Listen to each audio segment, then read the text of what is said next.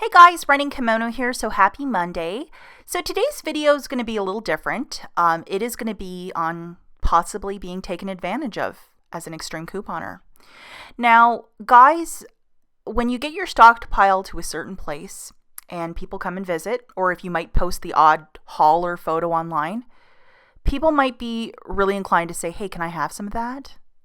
Now, this video is not new to me. This beautiful lady, Gina's Way, made a wonderful video of a story time on this absolute frustration of what I'm going to address in my video, but just people basically taking advantage because you coupon and you might have a giving spirit, but they really take advantage and they really push you to your limits. So here's a really great quote. Givers need to set limits because takers rarely do. Fantastic proverb. So here's a photo of my basement. Your basement might look identical or 10 times bigger.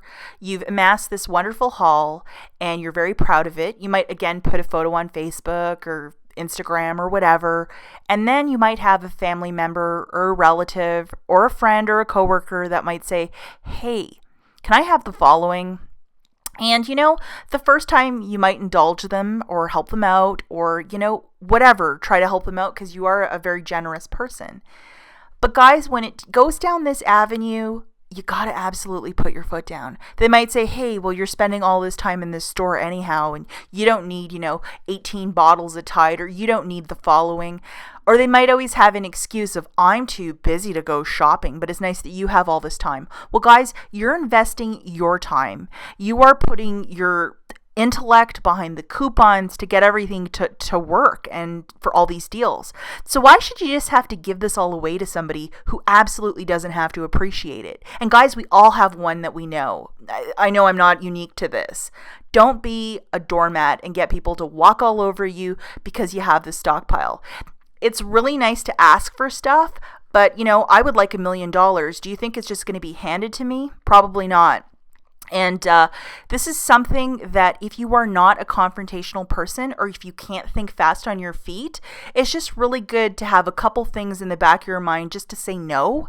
Because guys, the bigger your stockpile grows, this might become a problem for you where people think they can go to your house and just shop for free, not give you a cent, or just look at you and say, well, I don't have the time to do this. And that's wonderful, but with a lack of gratitude comes a lack of generosity from me. That's certainly how I feel when people just want to take and give you absolutely nothing in return except for some smart remark. Well, they can save it because I'm not sharing my stockpile. Obviously, for my mom or my husband's mom and their family, we would absolutely give, and we don't want a cent in return. But sometimes for these distant relatives, if there is no gratitude, it's very hard to part with anything. And I just don't want you guys to feel alone in this because if you are an extreme couponer and have that stockpile, sometimes people think you're a doormat, and it's fine to say no.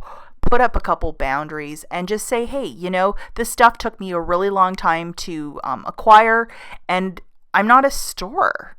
And also, if they're going to be ungrateful and not even offer up a simple thank you, you can always say no and don't feel bad about it at all. So guys, that's it for now. If you have a story to share with me of somebody who's ungrateful or just want to let off a little bit of steam, do so in the notes field, and I will see you in my next video. Bye.